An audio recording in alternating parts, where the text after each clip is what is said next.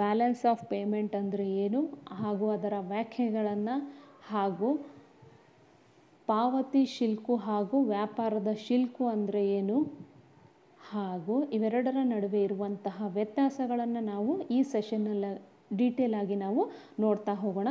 ಮೊದಲನೇದಾಗಿ balance of payment ಅಂದರೆ ಏನು ಅನ್ನೋದನ್ನು ನಾವಿವಾಗ ನೋಡೋಣ. Balance of payment accounts are an accounting of all monetary transactions between a country and the rest of the world. ಒಂದು ದೇಶ ಪ್ರಪಂಚದ ಉಳಿದ ಎಲ್ಲ ಭಾಗಗಳ ನಡುವೆ ಒಂದು ನಿರ್ದಿಷ್ಟ ಅವಧಿಯಲ್ಲಿ ಮಾಡಿದಂತಹ ಎಲ್ಲ ಹಣಕಾಸಿನ ವ್ಯವಹಾರಗಳ ದಾಖಲೆಯನ್ನು ತೋರಿಸುವಂತಹ ಒಂದು ದಾಖಲೆ ಅಂಥೇಳಿ ನಾವು ಇದನ್ನು ಹೇಳ್ತೀವಿ. ಅದೇ ರೀತಿಯಾಗಿ ಈ ವ್ಯವಹಾರಗಳು ಏನೇನನ್ನು ಒಳಗೊಂಡಿರುತ್ತೆ ಅಂತಂದರೆ these transactions includes payments for the countries exports and imports and goods and services, financial capital and financial transfers. These transactions ಈ ವ್ಯವಹಾರಗಳು ಏನೇನನ್ನು ಒಳಗೊಂಡಿರುತ್ತೆ ಅಂದರೆ ಆಮದು ಮತ್ತು ರಫ್ತು ಸರಕುಗಳಿಗೆ ನೀಡಿರುವಂತಹ ಪಾವತಿಗಳು ಹಾಗೂ capital, financial capital and financial transfers. ಹಣಕಾಸಿನ ಬಂಡವಾಳ ಹಾಗೂ ಹಣಕಾಸಿನ ವ್ಯವಹಾರಗಳನ್ನು ಫೈನಾನ್ಷಿಯಲ್ ಟ್ರಾನ್ಸ್ಫರ್ಸ್ ಹಣಕಾಸಿನ ವ್ಯವಹಾರಗಳನ್ನು ಅಥವಾ ಹಣಕಾಸಿನ ವರ್ಗಾವಣೆಗಳನ್ನು ಇದು ಒಳಗೊಂಡಿರುತ್ತೆ ಅಂಥೇಳಿ ನಾವು ಹೇಳ್ತೀವಿ. ಇದನ್ನು ನಾವೇನಂತ ಕರಿತೀವಿ? ಬ್ಯಾಲೆನ್ಸ್ ಆಫ್ ಪೇಮೆಂಟ್ ಅಂಥೇಳಿ ನಾವು ಕರಿತೀವಿ. ಅದೇ ರೀತಿಯಾಗಿ a country has to deal with other countries in respect of the following. ಯಾವುದೇ ಒಂದು ದೇಶ ಬೇರೆ ದೇಶದೊಂದಿಗೆ ವ್ಯವಹಾರವನ್ನು ಮಾಡಬೇಕಾದಾಗೆ ಕೆಳಗಿನ ಪ್ರಮುಖ ಅಂಶಗಳನ್ನು ಇದೇನು ಮಾಡಬೇಕು? ಅನುಸರಿಸ್ಬಿಟ್ಟು ಬೇರೆ ದೇಶದೊಂದಿಗೆ ವ್ಯಾಪಾರವನ್ನು ಅಥವಾ ವ್ಯವಹಾರವನ್ನು ಮಾಡಬೇಕು ಅಂಥೇಳಿ ಇದು ಬ್ಯಾಲೆನ್ಸ್ ಆಫ್ ಪೇಮೆಂಟ್ ಹೇಳುತ್ತೆ. ಯಾವುದೇ ಅದು ಏನೇನು ಅಂಶಗಳು ಅನ್ನೋದನ್ನು ನಾವಿವಾಗ ಒಂದೊಂದಾಗಿ ನೋಡ್ತಾ ಹೋಗೋಣ. ವಿಸಿಬಲ್ ಐಟಮ್ಸ್, ಗೋಚರ ವಸ್ತುಗಳು ಅಂಥೇಳಿ ನಾವು ಹೇಳ್ತೀವಿ. Which include all types of physical goods exported and imported. ಇದು ಏನೇನನ್ನು ಒಳಗೊಂಡಿರುತ್ತೆ ಅಂದರೆ ಎಲ್ಲ ರೀತಿಯ ಭೌತಿಕವಾದಂತಹ ಸರಕುಗಳ ಆಮದು ಮತ್ತು ರಫ್ತುಗಳನ್ನು ಇದು ಒಳಗೊಂಡಿರುತ್ತೆ. ರಫ್ತು ಹಾಗೂ ಆಮದುಗಳನ್ನು ಇದು ಒಳಗೊಂಡಿರುತ್ತೆ ಅಂಥೇಳಿ ನಾವು ಹೇಳ್ತೀವಿ. ಅಂದರೆ ಆಮದು ಮತ್ತು ರಫ್ತು ಮಾಡಿದಂತಹ ಎಲ್ಲ ಗೋಚರ ವಸ್ತುಗಳನ್ನು ಇದು ಒಳಗೊಂಡಿರುತ್ತೆ. ನೆಕ್ಸ್ಟ್ ಇನ್ವಿಸಿಬಲ್ ಐಟಮ್ಸ್, ಅಗೋಚರ ವಸ್ತುಗಳು ಅಂಥೇಳಿ ನಾವು ಹೇಳ್ತೀವಿ. Which include all those services whose export and import are not visible. ಇದು ಏನೇನನ್ನು ಒಳಗೊಂಡಿರುತ್ತೆ? ಎಂತಹ ಸೇವೆಗಳನ್ನು ಒಳಗೊಂಡಿರುತ್ತೆ ಅಂದರೆ ಎಕ್ಸ್ಪೋರ್ಟ್ ಮತ್ತು ಇಂಪೋರ್ಟ್ ಮಾಡಿದಾಗ ಅದು ನಮಗೆ ಕಣ್ಣಿಗೆ ಕಾಣೋದಿಲ್ಲ, ಅಂತಹ ಅಂಶಗಳನ್ನು ಇದು ಒಳಗೊಂಡಿರುತ್ತೆ. ಫಾರ್ ಎಕ್ಸಾಂಪಲ್, ಉದಾಹರಣೆಗೆ ಯಾವ್ಯಾವ ಅಂಶಗಳು ಅಂತಂದರೆ ಟ್ರಾನ್ಸ್ಪೋರ್ಟ್ ಸರ್ವೀಸಸ್, ಸಾರಿಗೆಯ ಸೇವೆಗಳು, ಮತ್ತು ಮೆಡಿಕಲ್ ಸರ್ವೀಸಸ್, ವೈದ್ಯಕೀಯ ಸೇವೆಗಳು, ಹಾಗೂ ಇತ್ಯಾದಿ ಅಂಥೇಳಿ ನಾವು ಹೇಳ್ತೀವಿ. ಅದೇ ರೀತಿಯಾಗಿ ನೆಕ್ಸ್ಟು ಕ್ಯಾಪಿಟಲ್ ಟ್ರಾನ್ಸ್ಫರ್ಸ್ ಅಂಥೇಳಿ ನಾವು ಹೇಳ್ತೀವಿ. ಬಂಡವಾಳದ ವರ್ಗಾವಣೆಗಳು ಅಂಥೇಳಿ ನಾವು ಹೇಳ್ತೀವಿ. ಏನೇನವು ಅಂದರೆ which are concerned with capital receipts and capital payment. ಈ ಕ್ಯಾಪಿಟಲ್ ಟ್ರಾನ್ಸ್ಫರ್ಸ್, ಬಂಡವಾಳ ವರ್ಗಾವಣೆಗಳು ಏನೇನನ್ನು ಒಳಗೊಂಡಿರುತ್ತೆ ಅಂತಂದರೆ ಬಂಡವಾಳದ ರಶೀದಿಗಳು ಹಾಗೂ ಬಂಡವಾಳದ ಪಾವತಿಯನ್ನು ಒಳಗೊಂಡಿರುತ್ತೆ ಅಂಥೇಳಿ ನಾವು ಹೇಳ್ಬೋದು. ಹೀಗೆ ಈ ಮೂರು ಅಂಶಗಳನ್ನು ಯಾವುದೇ ಒಂದು ರಾಷ್ಟ್ರ ಬೇರೆ ರಾಷ್ಟ್ರದೊಂದಿಗೆ ವ್ಯವಹಾರ ಮಾಡಬೇಕು ಅಂತಂದರೆ ಈ ಮೂರು ಅಂಶಗಳನ್ನು ಗಮನದಲ್ಲಿಟ್ಕೊಂಡು ವ್ಯವಹಾರಗಳನ್ನು ಮಾಡಬೇಕು ಅಂಥೇಳಿ ನಾವು ಹೇಳ್ತೀವಿ. ಅದೇ ರೀತಿಯಾಗಿ ಕಿಂಡಲ್ ಬರ್ಜರ್ ಅನ್ನೋಂಥವ್ರು ಬ್ಯಾಲೆನ್ಸ್ ಆಫ್ ಪೇಮೆಂಟಿಗೆ ತಮ್ಮದೇ ಆದಂಥ, ಅಂದರೆ ಬ್ಯಾಲೆನ್ಸ್ ಆಫ್ ಪೇಮೆಂಟ್ ಅಂದರೆ ಏನು ಅನ್ನೋದಕ್ಕೆ ತಮ್ಮದೇ ಆದಂತಹ ವ್ಯಾಖ್ಯೆಯನ್ನು ನೀಡಿದ್ದಾರೆ. According to Kindleberger, the balance of payments of a country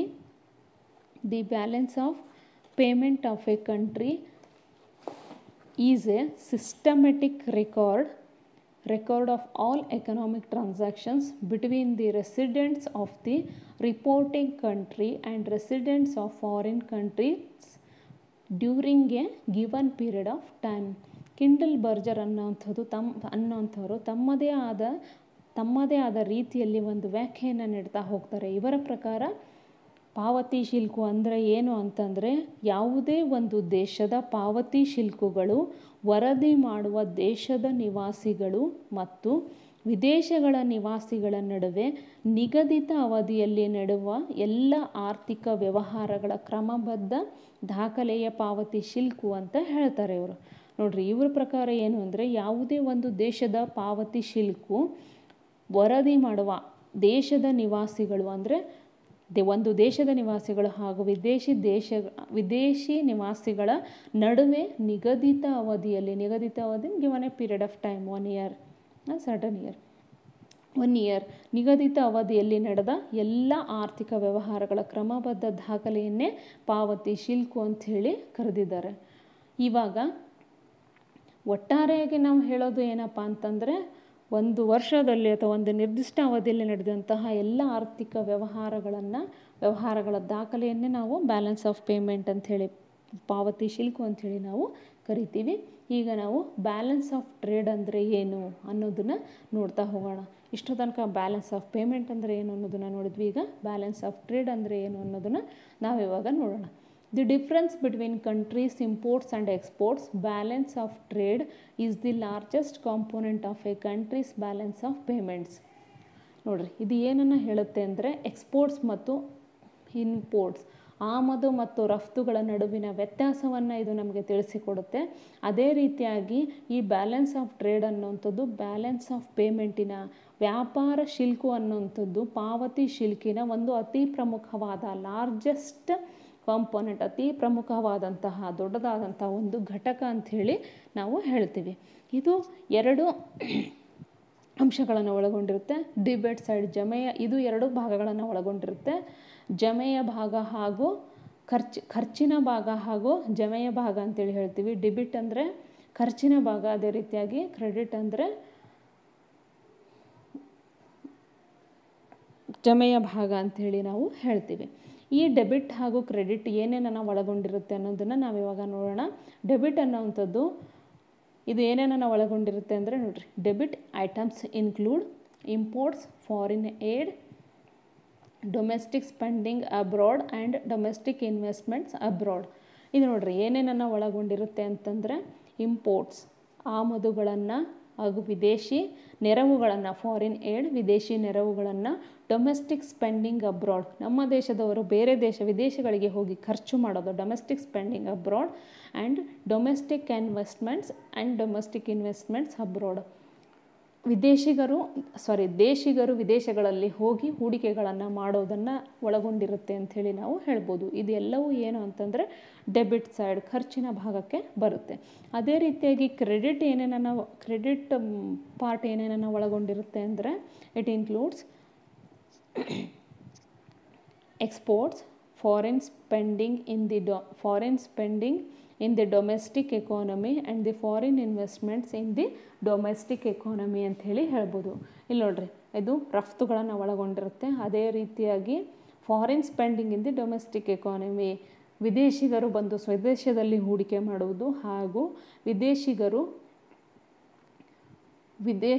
ವಿದೇಶಿ ಹೂಡಿಕೆಗಳನ್ನು ಸ್ವದೇಶಗಳಲ್ಲಿ ಮಾಡೋದು ಅಂಥೇಳಿ ನಾವು ಹೇಳ್ತೀವಿ. ಇವೆರಡೂ ಭಾಗಗಳನ್ನು ಬ್ಯಾಲೆನ್ಸ್ ಆಫ್ ಟ್ರೇಡ್, ವ್ಯಾಪಾರ ಶಿಲ್ಕು ಒಳಗೊಂಡಿರುತ್ತೆ ಅಂಥೇಳಿ ನಾವು ಹೇಳ್ಬೋದು.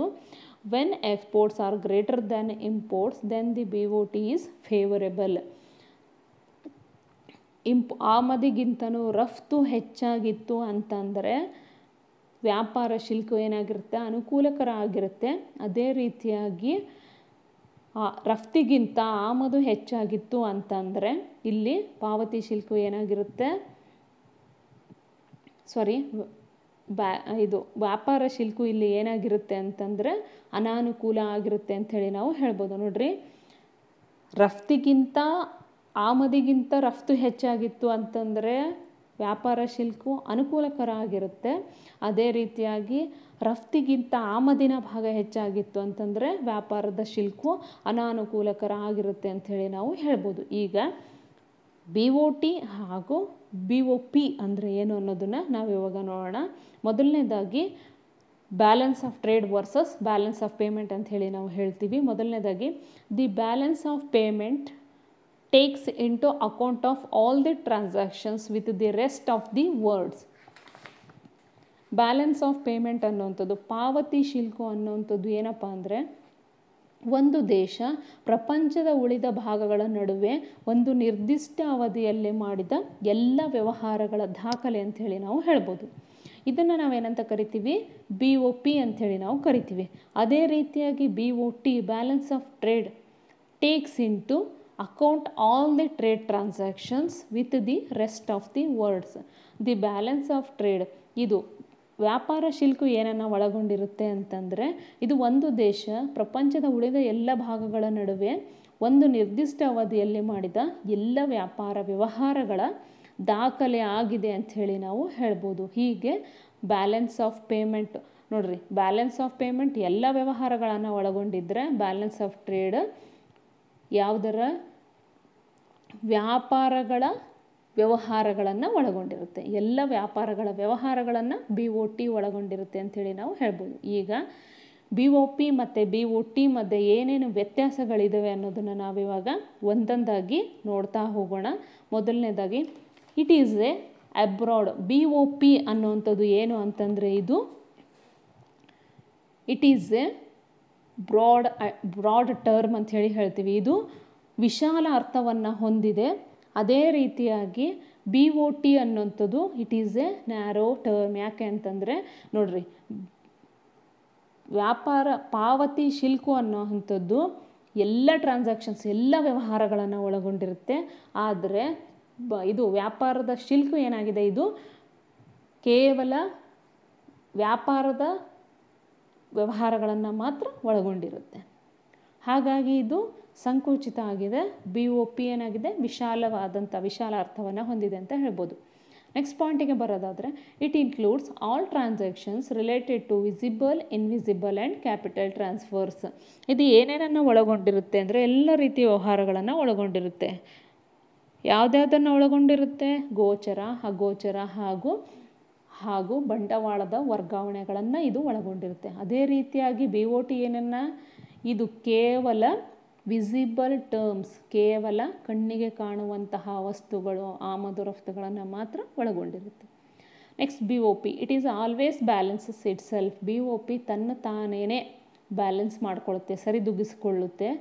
ಆದರೆ BOT it can be favourable or unfavourable. It can be favourable, ಇದು ಅನುಕೂಲಕರನೂ ಆಗಿರ್ಬೋದು ಅಥವಾ ಅನಾನುಕೂಲಕರನೂ ಸಹಿತ ಆಗಿರಬಹುದು. ನೆಕ್ಸ್ಟ್ ಪಾಯಿಂಟಿಗೆ ಬರೋದಾದರೆ, BOP ಏನೇನನ್ನು ಒಳಗೊಂಡಿರುತ್ತೆ ಅಂತಂದರೆ current account, capital account and balancing item, errors and ಒಮಿಷನ್ಸನ್ನು ಒಳಗೊಂಡಿರುತ್ತೆ. ಇದು ನೋಡ್ರಿ, ಚಾಲ್ತಿ ಖಾತೆಯನ್ನು ಒಳಗೊಂಡಿರುತ್ತೆ, ಬಂಡವಾಳ ಖಾತೆಯನ್ನು ಒಳಗೊಂಡಿರುತ್ತೆ. ಅದೇ ರೀತಿಯಾಗಿ ಸಮತೂಗಿಸುವಂತಹದ್ದನ್ನು ಸಹಿತ ಇದು ಒಳಗೊಂಡಿರುತ್ತೆ. ಹಾಗೂ ಪರಸ್ಪರ ಒಪ್ಪಿಗೆ ಹಾಗೂ ಸಮ್ಮತಿಗಳನ್ನು ಸಹಿತ, ತಪ್ಪು ಹಾಗೂ ಒಪ್ಪಿಗೆ ಸಮ್ಮತಿಗಳನ್ನು ಸಹಿತ ಇದು ಒಳಗೊಂಡಿರುತ್ತೆ ಅಂಥೇಳಿ ನಾವು ಹೇಳ್ಬೋದು. ಅದೇ ರೀತಿಯಾಗಿ BOTಗೆ ಬಂದರೆ ಇದು ಕೇವಲ ಆಮದು ಮತ್ತು ರಫ್ತಿಗೆ ಸಂಬಂಧಿಸಿದಂತಹ ಅರ್ನಿಂಗ್ಸನ್ನು ಮಾತ್ರ ಇದು ಒಳಗೊಂಡಿರುತ್ತೆ ಅಂಥೇಳಿ ನಾವು ಹೇಳ್ಬೋದು. ನೆಕ್ಸ್ಟ್ ಪಾಯಿಂಟಿಗೆ ನಾವು ಬರೋದಾದರೆ, following are main factors which affect BOP. ಕೆಲವೊಂದು ಅಂಶಗಳು BOPಯನ್ನು ನಿರ್ಧಾರ ಮಾಡ್ತವೆ. ಏನೇನಪ್ಪ ಅವು ಅಂಶಗಳು ಅಂದರೆ, ಕಂಡೀಷನ್ಸ್ ಆಫ್ ಫಾರಿನ್ ಲೆಂಡರ್ಸ್, ವಿದೇಶಿ ಸಾಲಗಾರರ ಪರಿಸ್ಥಿತಿಗಳನ್ನು ಇದು ನಿರ್ಧಾರ ಮಾಡುತ್ತೆ. ಅದೇ ರೀತಿಯಾಗಿ ಎಕನಾಮಿಕ್ ಪಾಲಿಸಿ ಆಫ್ ಗೌರ್ಮೆಂಟ್, ಸರ್ಕಾರದ ಆರ್ಥಿಕ ನೀತಿಗಳು ಸಹಿತ BOP ಮೇಲೆ ಪ್ರಭಾವವನ್ನು ಬೀರ್ತವೆ. ಮತ್ತು ಆಲ್ ದ ಫ್ಯಾಕ್ಟರ್ಸ್ ಆಫ್ BOTನಲ್ಲಿ ಬರುವಂತಹ ಎಲ್ಲ ಅಂಶಗಳು ಸಹಿತ BOP ಮೇಲೆ ಪ್ರಭಾವವನ್ನು ಬೀರ್ತವೆ ಅಂಥೇಳಿ ನಾವು ಹೇಳ್ಬೋದು. ಅದೇ ರೀತಿಯಾಗಿ ಕೆಲವೊಂದು ಅಂಶಗಳು ಸಹಿತ BOT ಮೇಲೆ ಪ್ರಭಾವವನ್ನು ಬೀರ್ತವೆ ಅಂಥೇಳಿ ನಾವು ಹೇಳ್ಬೋದು. ಯಾವ್ಯಾವಪ್ಪ ಅವು ಅಂತಂದರೆ, ಕಾಸ್ಟ್ ಆಫ್ ಪ್ರೊಡಕ್ಷನ್ ಅಂಥೇಳಿ ನಾವು ಹೇಳ್ತೀವಿ, ಉತ್ಪಾದನೆಯ ವೆಚ್ಚ. Next availability of raw materials, ಕಚ್ಚಾ ವಸ್ತುಗಳ ಲಭ್ಯತೆ. ಮತ್ತು ನೆಕ್ಸ್ಟು ಎಕ್ಸ್ಚೇಂಜ್ ರೇಟ್, ವಿನಿಮಯದ ದರ. ಹಾಗೂ prices of goods manufactured at home, ಮನೆಯಲ್ಲೇ ತಯಾರಿಸಿದಂತಹ ವಸ್ತುಗಳ ಬೆಲೆಗಳು ಅಂಥೇಳಿ ನಾವು ಹೇಳ್ತೀವಿ. ಈ ಎಲ್ಲ ಅಂಶಗಳು ಯಾವುದರ ಮೇಲೆ ಪ್ರಭಾವವನ್ನು ಬೀರ್ತವೆ, ವ್ಯಾಪಾರ ಶಿಲ್ಕಿನ ಮೇಲೆ ಪ್ರಭಾವವನ್ನು ಬೀರ್ತವೆ ಅಂಥೇಳಿ ನಾವು ಹೇಳ್ಬೋದು. ವಿದ್ಯಾರ್ಥಿಗಳ ಇಲ್ಲಿಯವರೆಗೂ ನಾವು ಇದಿಷ್ಟನ್ನು ನಾವು ಏನಂತ ಕರಿತೀವಿ ಅಂತಂದರೆ, ವ್ಯಾಪಾರದ ಶಿಲ್ಕು ಹಾಗೂ ಪಾವತಿ ಶಿಲ್ಕಿಗೆ ಇರುವಂತಹ ವ್ಯತ್ಯಾಸಗಳು ಅಂಥೇಳಿ ನಾವು ಹೇಳ್ತೀವಿ. ಇಲ್ಲಿವರೆಗೆ ನಾವು ಏನೇನನ್ನು ನೋಡ್ಕೊಂಡ್ವಿ ಅಂತಂದರೆ ಮೀನಿಂಗ್, ಅದೇ ರೀತಿಯಾಗಿ ಡೆಫಿನೇಷನ್ ಆಫ್ BOP ಮತ್ತು BOP ಮತ್ತು BOTಗೂ ಇರುವಂತಹ ವ್ಯತ್ಯಾಸವನ್ನು ನಾವು ನೋಡಿದ್ವಿ.